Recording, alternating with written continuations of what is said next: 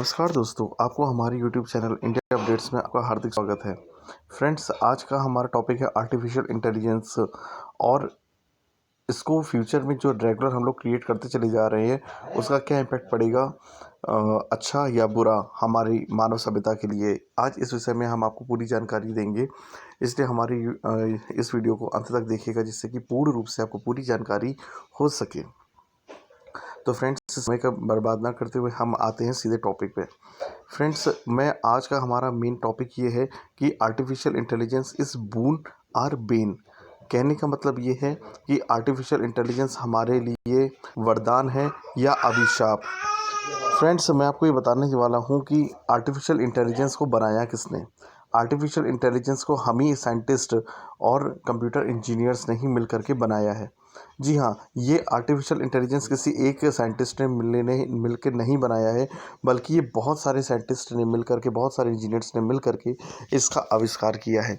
इसका आविष्कार फॉरेन में हुआ था, फिर वो धीमे धीमे करके बाकी पूरे विश्व में इसका उपयोग होने लगा है। आर्टिफिशियल इंटेलिजेंस के बारे में अगर हम बात करें तो आर्टिफिशियल इंटेलिजेंस के जो एग्जांपल है, जो जहाँ पे उपयोग सबसे ज़्यादा हो रहा है, वो है हमारे ऑटोमोबाइल के सेक्टर में, जहाँ पे आपका आर्टिफिशियल इंटेलिजेंस, जो आपने देखा होगा, जो बड़ी बड़ी कार्स होती हैं, जिसमें आप जैसे कि जिनकी वैल्यू अप्रॉक्स आफ्टर 10 लैक्स होती हैं, तो उसमें जो इंजन में जो सिस्टम दिया जाता है वो एआई, आर्टिफिशियल इंटेलिजेंस का सिस्टम दिया जाता है। यानी कि जहाँ पे आप बोलेंगे नेविगेशन वगैरह, ये सब क्या है, आर्टिफिशियल इंटेलिजेंस का वो देते हैं। हाँ, नेविगेशन भी आर्टिफिशियल इंटेलिजेंस का ही हिस्सा है, जहाँ पे हमें बताता है कि हम कहाँ पे हैं और किस रूट से हमें जाना है। ये भी आर्टिफिशियल इंटेलिजेंस का ही हिस्सा है।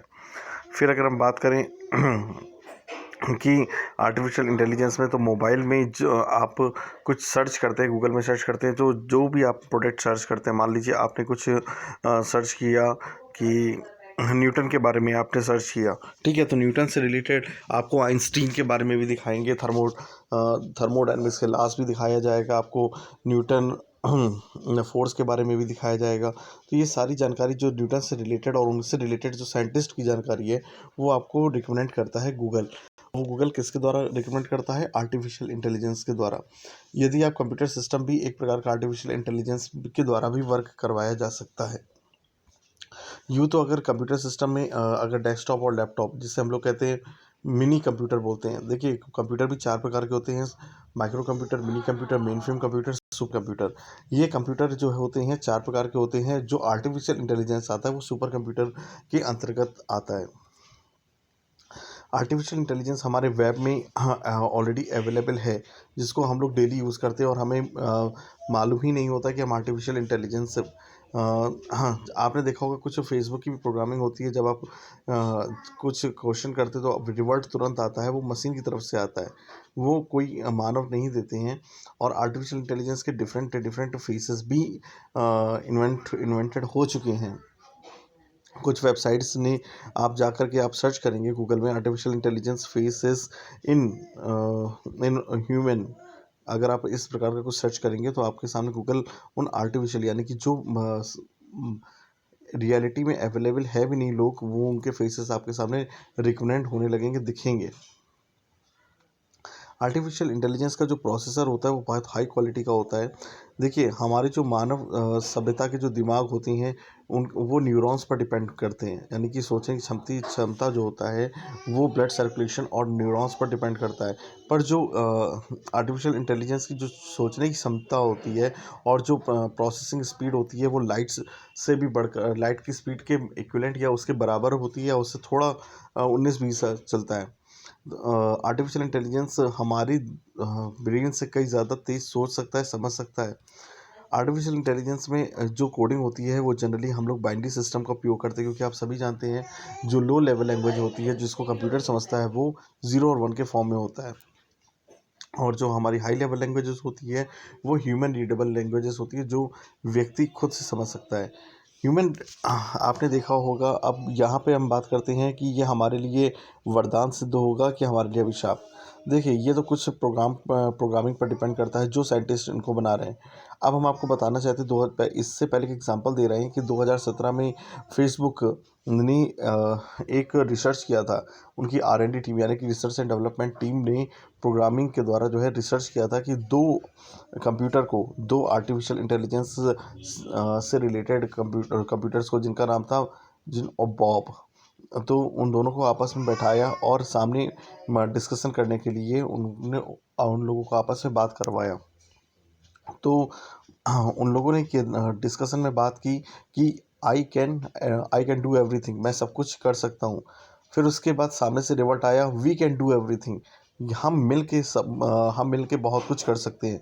फिर उसके बाद उन्होंने क्या किया कि अपनी खुद की प्रोग्रामिंग बनाई। जी हाँ, बिल्कुल सही कह रहे हैं कि उन्होंने लैंग्वेज में बात करने के लिए उन्होंने खुद की प्रोग्रामिंग बनाई और खुद की प्रोग्रामिंग बना करके उन्होंने आपस में बात करना, डिस्कशन स्टार्ट किया। तो इससे साइंटिस्ट को लोगों को लग रहा था कि ये लोग कर क्या रहे हैं और बात क्या कर रहे हैं। तो उन्होंने खुद की लैंग्वेज को डिस्कवर कर दिया और वो लोग आपस में जाने क्या बात कर रहे थे कि जिसकी वजह से जो है साइंटिस्ट ने 2017 में बड़ी मुश्किल से उनको कंप्यूटर को ऑफ किया और इस प्रोजेक्ट को क्लोज कर दिया। उसके बाद इस प्रोजेक्ट को नहीं ओपन किया। आर्टिफिशियल इंटेलिजेंस देखिए, अगर कंप्यूटर के पास अगर खुद की सोचने समझने की क्षमता हो जाएगी तो फिर वो मानव सभ्यता के लिए खतरा भी बन सकता है। जी हाँ, मानव सभ्यता के लिए खतरा भी बन सकता है। आपने टर्मिनेटर की पूरी 6 फिल्म की सीरीज़ भी देखी होगी, तो उसमें भी यही दिखाया गया है कि क्योंकि हम लोग जो है अगर आर्टिफिशियल इंटेलिजेंस से भरी दुनिया में अगर हम उस पर डिपेंड हो जाएंगे तो वो हमारे लिए ख़तरा भी साबित हो सकती है। क्योंकि अगर आर्टिफिशियल इंटेलिजेंस से संबंधित अगर रोबोट्स और उसकी कंप्यूटर प्रोग्रामिंग हमारे लिए अपनी अपनी रोबोट्स को बढ़ाएगी और मानव जाति के द्वारा वो अपने आप खतरा समझेगी, तो मानव सभ्यता को मिटाने में उसे बहुत ज़्यादा देर नहीं लगेगी। क्योंकि आर्टिफिशियल इंटेलिजेंस में जो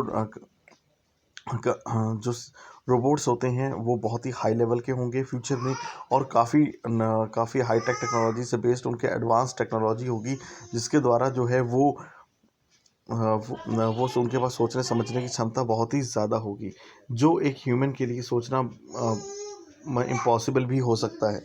क्योंकि उनके पास सोचने समझने की क्षमता बहुत हम लोगों से ज़्यादा होगी, तो इस वजह से वो हमारे लिए जो है ख़तरनाक भी सिद्ध हो सकते हैं। इसी वजह से फ़ेसबुक ने वो प्रोग्राम को क्लोज़ किया था।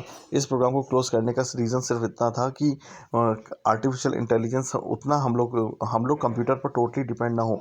उनका जो टेक्नोलॉजी है वो हमारे हाथ में रहे, मतलब जो उसका आउटपुट है वो हमारे हाथ में रहे और जो उसका कंट्रोल है वो हमारे हाथ में होना चाहिए।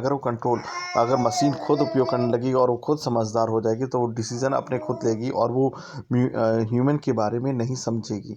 इसकी वजह से लोगों को वो नुकसान भी पहुंचा सकती है। तो ये मेरे कहने का मतलब था कि आर्टिफिशियल इंटेलिजेंस एक ऐसी टेक्नोलॉजी है जो खुद से सोच सकती है और डिसीजन भी ले सकती है।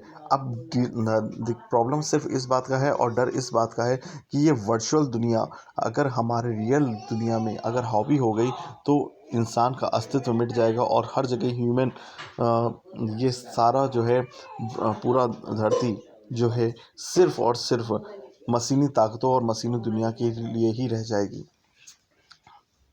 तो थैंक यू फ्रेंड्स, यदि ये आपको हमारा ये वीडियो पसंद आया तो प्लीज़ हमारे चैनल इंडिया अपडेट्स को प्लीज़ लाइक करें, हमारे चैनल को सब्सक्राइब करें, जिससे कि आपको हमारे आगे आने वाले नए वीडियोज़ की नोटिफिकेशन निरंतर रूप से मिलती रहें। Please subscribe for more videos.